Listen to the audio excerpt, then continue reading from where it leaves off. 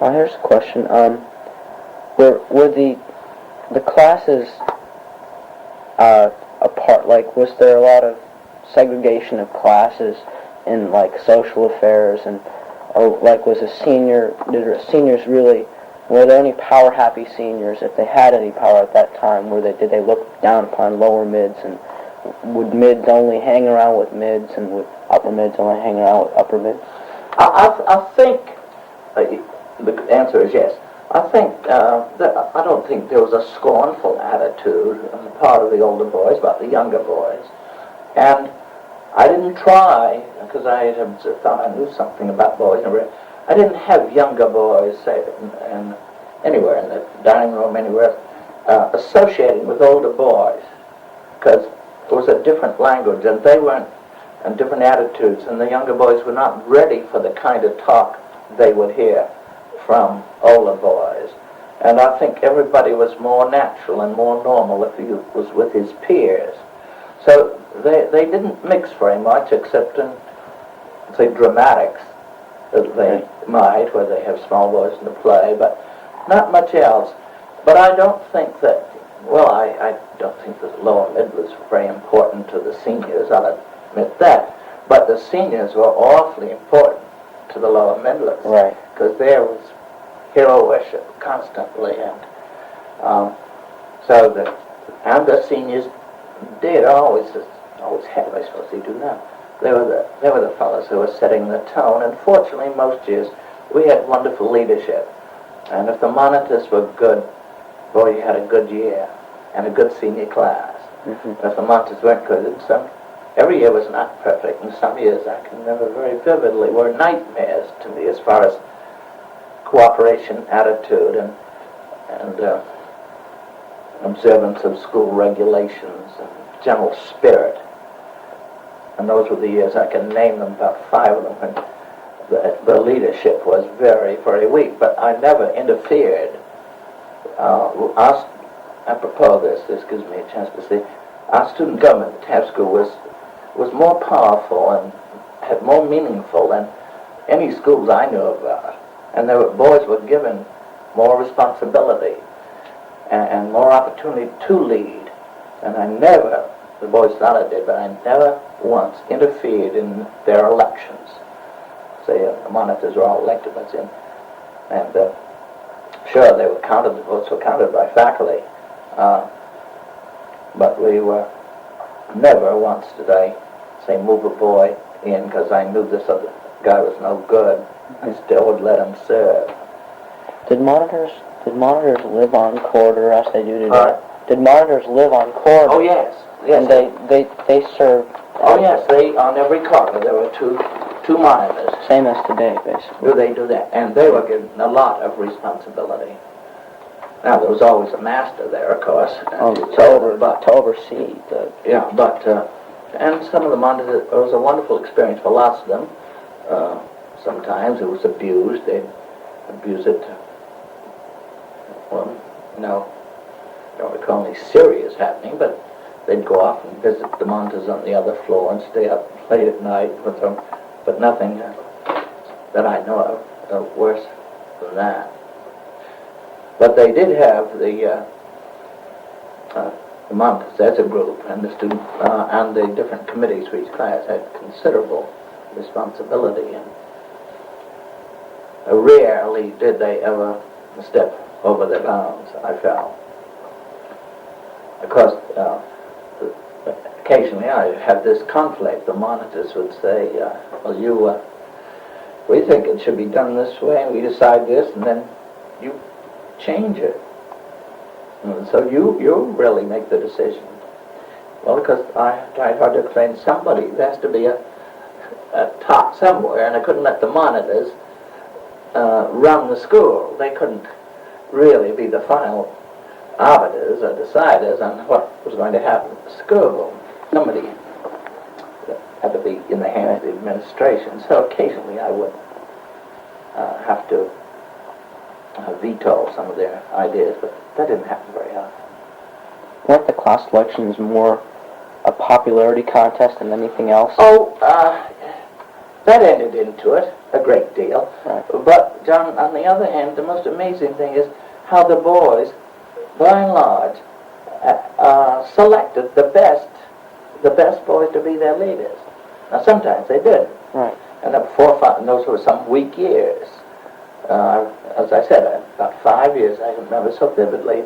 There, the leadership was purely on popularity. I can remember one class, the boy was head of it because he was a wishy-washy guy, but he never hurt anybody's feelings. He never was sarcastic. He never said anything negative or wrong about anybody.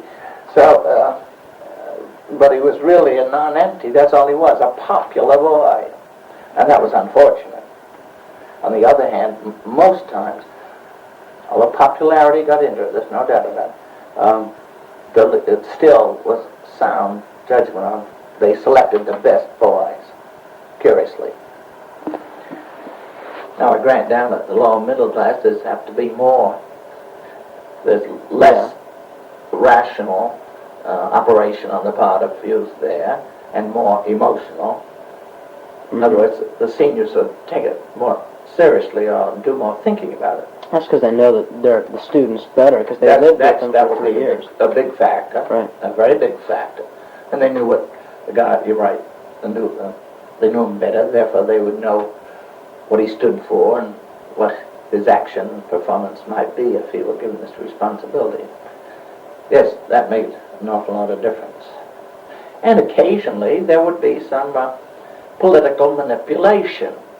I don't doubt, although, because in the colleges and for years, still is, people run for offices and declare themselves and say, like me, Jones, for headmastership. That there was very little of that going on. No campaigning. Yeah, that's right.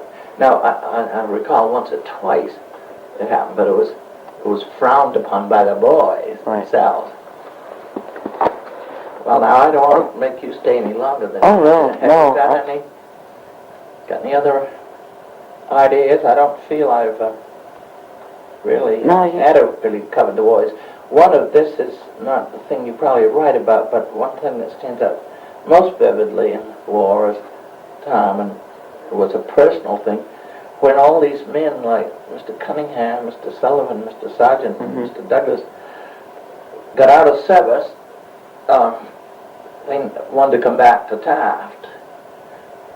And of course I wanted them back, and morally, ethically, probably be a better word, ethically, the school had an obligation to take them back because they went off to fight for their country. In the meanwhile, what the devil do I do about all these fellows? I got in to save the school while the war was going on. So that was one of the most difficult things. In 1 year, I had to drop 10 men. Well, you can imagine how popular I was. And that year, yeah. Let's see, but I had where did my obligation lie? Which was stronger? I couldn't keep the 10 men on. I couldn't just add 10 men, but nothing do. That's a hard choice. Oh, see, I can't tell you how I suffered with that. And it caused so much trouble. I remember one night the editor of the Waterbury paper called me up and said they'd heard a report that I was resigning. I don't know who gave him that idea, and that all sprang from this situation that developed. I suppose because that happened at many an institution, and here these fellows came and served, and with varying degrees of effectiveness, and the school was grateful, and yet the school couldn't do other than it did, it seems to me. Well, the general outlook that I had on the school back then was, as compared to today, it was much more enthusiastic. And you wouldn't? Excuse me, I didn't mean to interrupt you. Would you say that the student body was much more enthusiastic towards life, towards school? I wouldn't, no, because I don't know the present day well enough. Boys kept changing over the years, but I think boys have changed more from from say 65 to now, they didn't start to change. I retired in 63. That seems a long time ago. This will be 10 years since I retired. They didn't change much immediately, but about 65, 66, there began to be a marked change, and not just Taft School, but boys, youth generally. That's, my observation is not too reliable because I was so far removed from the scene, I really don't speak with much authority on it, but it seemed to me to be that way. I think the life within the school had more meaning, was given more attention by boys then than it is now. For this reason, though, perhaps the boys weren't allowed to go off so much. There wasn't so much freedom. And also, tremendous amount of attention was given to these programs within the school. And we tried to make them meaningful and worthwhile.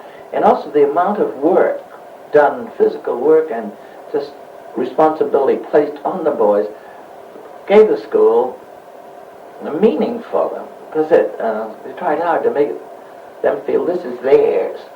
That was one of my ad nauseum arguments to the boys. This is your school. It's up to you. And I think they believed in me when I said that. I think they believed in it. So there was a genuine interest of school within itself. Now, I don't give the impression that every boy was around waving the flag for Taft School. There were boys who were critical, and I'm sure any institution like that, there are going to be those who are critical, and they should. Sure, the school wasn't perfect. They had a right to be critical, and I didn't resent criticism as long as it didn't manifest itself in some act of vandalism or destruction.